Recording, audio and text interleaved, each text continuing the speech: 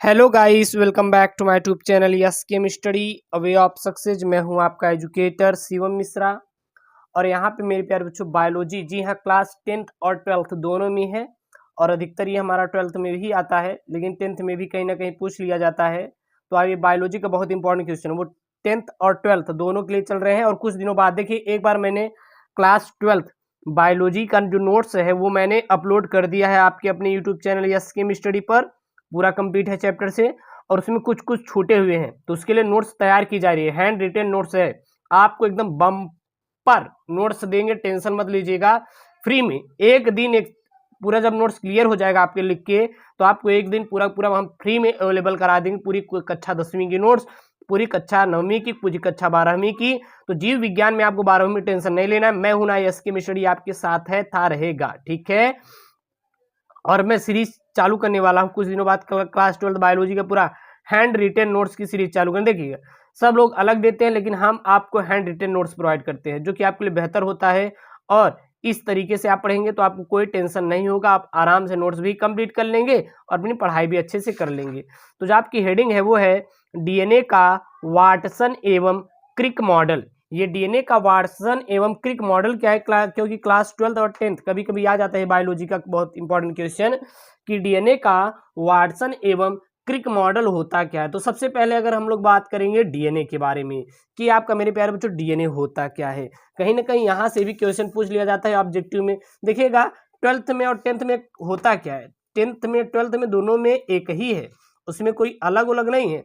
But वहां पे जो पूछने का तरीका जो होता है उनका अलग होता है, उनके पूछने का ढंग जो होता है, प्रश्न बनाने का ढंग होता है उनका थोड़ा सा अलग होता है। बाकी मेरे प्यारे बच्चों हर एक चीज एक ही है। तो सबसे पहले हम लोग देखेंगे मेरे प्यारे बच्चों डीएनए के बारे में। ये डीएनए की खोज किसने की थी, कब की थी, क्योंकि डीएनए आया तो थोड़ा इनके बारे में देख लेंगे। एक और कल का जो वीडियो होगा वो पूरा पूरा डीएनए के बारे में, क्योंकि एक बच्चा कमेंट किया था सर डीएनए के बारे में बता दीजिएगा, तो मैं पूरा डीएनए के बारे में बता दूंगा। अगर हम लोग डीएनए के बारे में देखें, सबसे पहले देखें डीएनए किधर से आया ना, तब देखेंगे वाटसन क्रिक मॉडल। तो डीएनए की जो खोज किए थे वो किए थे सन 1869 ईस्वी में। डीएनए की खोज कब हुई थी, सन 1800 हमारे 69 ईस्वी में। किसने किया था, तो फ्रेडरिक मिस्चर ने किया था। किसने किया था, वो किए थे फ्रेडरिक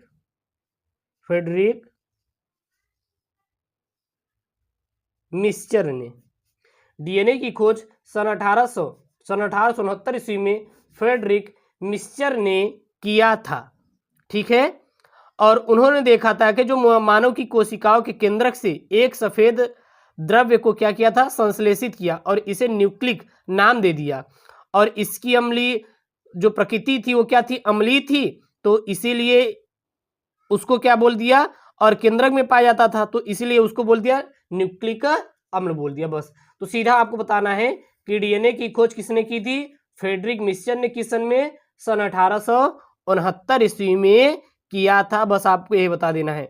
अच्छा, डीएनए का अगर पूरा नाम देखें तो क्या होता है, तो जो डीएनए का पूरा नाम होता है वो होता है डीऑक्सीराइबो न्यूक्लिक। क्या होता है, न्यूक्लिक, डीऑक्सीराइबो न्यूक्लिक एसिड होता है। तो डीऑक्सीराइबो न्यूक्लिक एसिड किसका नाम होता है, यह हमारा डीएनए का नाम होता है। तो डीएनए का पूरा नाम क्या होता है, डीऑक्सीराइबो न्यूक्लिक एसिड होता है। तो किसी प्रकार से आ जाए तो आपको छोड़ के नहीं आना है। तो अब आते हैं डीएनए का वाटसन एवं क्रिक मॉडल, क्योंकि डीएनए की जो संरचना के बारे में देखें तो वाटसन और क्रिक मॉडल ही प्रस्तुत किए थे, तो आ जाता है, तो आपको बता देना है और बहुत ही मोस्ट इंपॉर्टेंट है, इसको लिए आपको इसको पढ़ के जाना है। तो 1953 में वाटसन एवं क्रिक तथा विल्किंस ने डीएनए का कार्यकारी प्रतिरूप प्रस्तुत किया। इसके लिए उन्हें 1962 में नोबेल पुरस्कार भी मिला था। यानी कि डीएनए के बारे में जो वाटसन और क्रिक थे, इन्होंने क्या किया था, एक डीएनए का कार्यकारी प्रतिरूप तैयार किया था, यानी कि फिंगरप्रिंट जिसको बोलते हैं उसको तैयार किया था। और इसी के लिए इन तीनों वैज्ञानिकों ने 3 ठो थे, इन तीनों वैज्ञानिकों को 1962 में क्या मिला, नोबेल पुरस्कार भी मिला था। अब इनके अनुसार क्या क्या था, तो अगर इनके अनुसार देखें तो जो डीएनए के अणु होते हैं वो 2 वलयकों या पॉलीन्यूक्लियोटाइड श्रृंखलाओं से बने होते हैं। कितने वलयकों से बने होते हैं? वो हमारे 2 वलयकों से बने होते हैं, जिसको कहते हैं, एक होता है आपका, बात करेंगे तो शर्करा फास्फेट जिसको बोलते हैं, वो शर्करा फास्फेट के 2 वलयक होते हैं, जिनकी अगर डीएनए की हम चौड़ाई देखें तो जिसकी 20 एंगस्ट्राम होती है और 2 वलयकों के बीच की दूरी क्या होती है? 34 एंगस्ट्राम। ठीक है, वाटसन एवं क्रिक मॉडल जो है। और दूसरा क्या था? प्रत्येक वलयक में हजारों न्यूक्लियोटाइड श्रृंखला बद्ध होते हैं और इसे पॉलीन्यूक्लियोटाइड श्रृंखला कहते हैं। तीसरा देखें तो प्रत्येक न्यूक्लियोटाइड्स में नाइट्रोजीनस क्षार, डीऑक्सीराइबोज, पेंटोज शर्करा तथा फास्फोरिक अम्ल का एक एक अणु होता है। चौथा पॉइंट देखें तो एक न्यूक्लियोटाइड का 5वां कार्बन यानी कि C5 दूसरे न्यूक्लियोटाइड के तीसरे कार्बन, और तीसरे कार्बन किससे? C3, तीसरे कार्बन किससे? C3 से फास्फोडाइएस्टर बंध द्वारा जुड़ा होता है। बात समझ आ रही है? यानी कि एक जो न्यूक्लियोटाइड का जो 5वां कार्बन होता है यानी कि C5, वो दूसरे न्यूक्लियोटाइड के तीसरे कार्बन से फास्फोडाइएस्टर बंध द्वारा क्या होता है? जुड़ा रहता है। 5वां देखें तो प्रत्येक न्यूक्लियोटाइड श्रृंखला का एक सिरा 5' से तथा दूसरा सिरा 3' से जुड़ा होता है। जो पॉलीन्यूक्लियोटाइड का एक सिरा किससे जुड़ा होता है? 5' से, और जो दूसरा सिरा होता है वो 3' से जुड़ा होता है। डीएनए में 2 पॉलीन्यूक्लियोटाइड श्रृंखलाएं एक दूसरे से विपरीत दिशा से जुड़ी होती है और इनकी एक श्रृंखला में जो कार्बन होता है वो 5' 3' दिशा में, और दूसरी जो श्रृंखला में जो कार्बन होता है 3' 5' दिशा में होते हैं। यानी कि एक दूसरे के विपरीत, जो 5' 3' से जुड़ेगा और 3' 5' की दिशा में ही जुड़ेगा। दोनों श्रृंखलाओं के न्यूक्लियोटाइड्स के नाइट्रोजीनस क्षार परस्पर हाइड्रोजन बंधों द्वारा ही जुड़े होते हैं। अगला देखें तो 8वां में अगर वाटसन क्रिक का मॉडल देखिए जो प्रस्तुत किए थे, एक श्रृंखला में नाइट्रोजीनस क्षार एडेनिन होता है तो दूसरी श्रृंखला में थाइमिन होता है, और इसी तरह ग्वानिन व साइटोसिन 2 श्रृंखलाओं में एक दूसरे के आमने सामने होते हैं।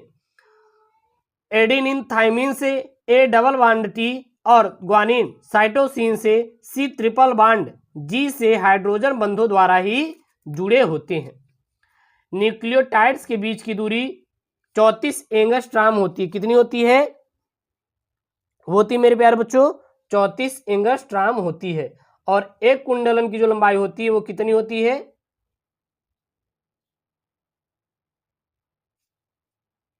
सर यहाँ पे 39 एंगस्ट्राम है, थोड़ा आप देख लीजिएगा, ये क्लियर नहीं हो पाया, मिस्टेक हो गया, इसको थोड़ा देख लीजिएगा, बट ये सही है।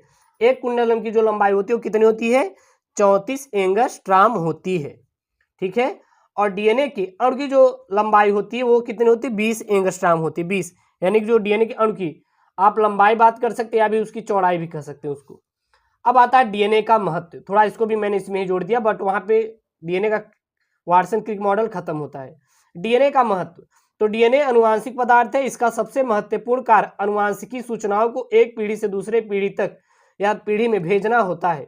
यह अप्रत्यक्ष रूप से कोशिका की सभी जैव क्रियाओं का नियमन करता है। कौन करता है? डीएनए करता है। डीएनए प्रोटीन संश्लेषण के लिए सभी प्रकार के आरएनए का संश्लेषण करता है और डीएनए पर्याप्त रूप से अस्थायी होता है तथा इसमें म्यूटेशन तथा अनुवांशिकी परिवर्तनों की न्यूनतम संभावनाएं होती हैं। तो ये रहा मेरे प्यारे बच्चों आपका वाटसन, डीएनए का वाटसन एवं क्रिक मॉडल। ये क्रिक है, क्रिक मॉडल, ठीक है, जो कि आपके बोर्ड के लिए काफी इंपॉर्टेंट है, क्लास 12 बायोलॉजी और क्लास 10 वालों के लिए। तो क्लास 12 10 बिल्कुल टेंशन नहीं लेंगी, इस बात को मेरे ऊपर छोड़ दीजिए, ये पढ़ाना मेरी गारंटी है और सबसे बेहतरीन तरीके से आपको पढ़ाएंगे, इस बात का मैं आपको मेरे प्यारे बच्चों भरोसा देता हूँ। ऐसी वीडियो चाहे तो चैनल को जरूर से जरूर सब्सक्राइब करिए। और हाँ, हर एक वीडियो को मैं आपको प्लेलिस्ट में ऐड करवा दिया हूँ, जाके प्लेलिस्ट को वॉच कीजिए, देखिए और वीडियो कैसा लगता है, अच्छा लगा कि नहीं कमेंट कीजिए और अपने दोस्तों के साथ वीडियोस को मेरे प्यारे बच्चों जरूर से जरूर शेयर करिएगा। ओके दोस्तों, थैंक यू, जय हिंद।